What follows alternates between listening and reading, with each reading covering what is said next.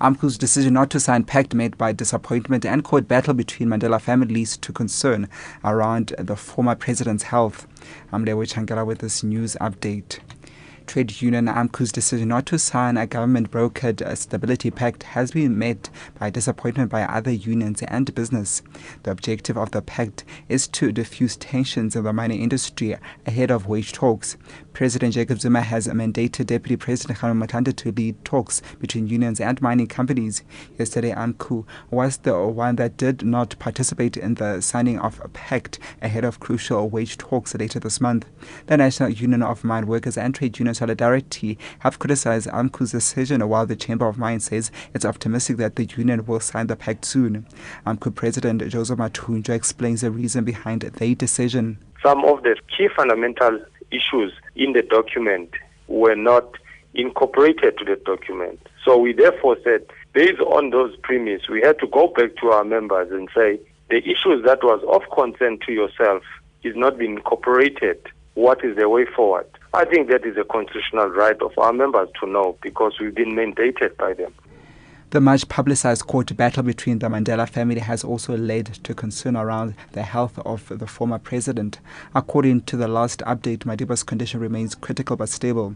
The SABC's Janine Lee has copies of the family's filed affidavits and has this report. The most damaging evidence to come out of court proceedings was the description of former President Nelson Mandela's health.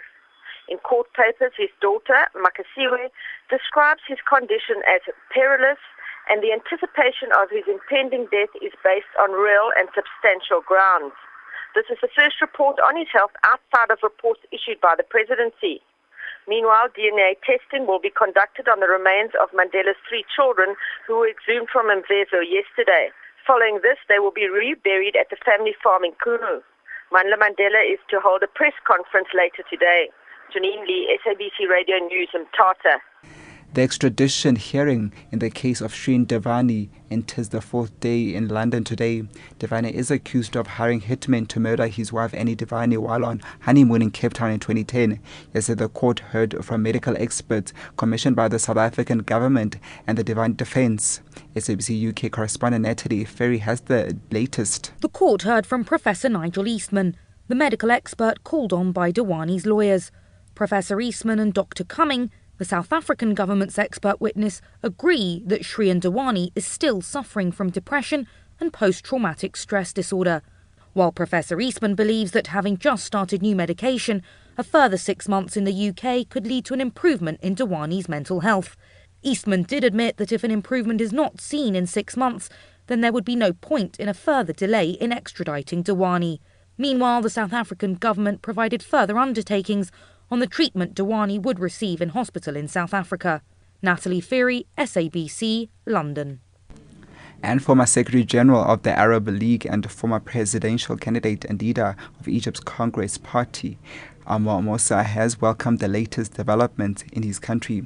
Egypt's army has removed President Mohamed Morsi from power, suspended the constitution and pledged new elections for the mass protests.